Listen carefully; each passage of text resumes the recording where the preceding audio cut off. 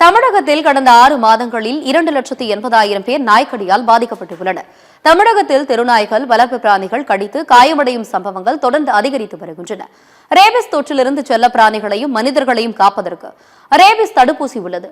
ஆனால் தெருநாய்களுக்கும் செல்ல பிராணிகளுக்கும் தடுப்பூசி முறையாக செலுத்தப்படாததால் மனிதர்களை நாய்கள் கடிக்கும் போது ரேபிஸ் தொற்று ஏற்படுகிறது. கடந்த ஆண்டில் மட்டுமே நாய்க்கடியால் 4,80,000 பேர் பாதிக்கப்பட்டு 40 பேர் ரேபிஸ் தொற்றால் இறந்து உள்ளனர். இந்த ஆண்டில் கடந்த 6 மாதங்களில் 2,80,000 பேர் வரை நாய்க்கடி பாதிப்புக்கு உள்ளாகியுள்ளனர். நாய்க்கடிக்கு உள்ளானவர்களில் சிலர் உரிய நேரத்தில் தடுப்பூசி செலுத்திக் கொள்ளாமல் காலதாமதமாக சிகிச்சை பெற்றதால் உயிரிழப்பு ஏற்பட்டுள்ளது. இது தொடர்பாக சுகாதாரத்துறை அதிகாரிகள் கூறுகையில், தமிழகத்தில் ஆண்டுதோறும் நாய்க்கடியால் லட்சக்கணக்கானோர் பாதிக்கப்பட்டாலும் அனைவருக்கும் ரேபிஸ் தொற்று ஏற்படுவதில்லை. ரேபிஸ் வைரஸால் பாதிக்கப்பட்ட நாய், ஆடு, மாடு, குதிரை, குரங்கு, பூனை, வவ்வால் உள்ளிட்ட விலங்குகள் கடித்தாலும் முறையாக சிகிச்சை பெற வேண்டும்.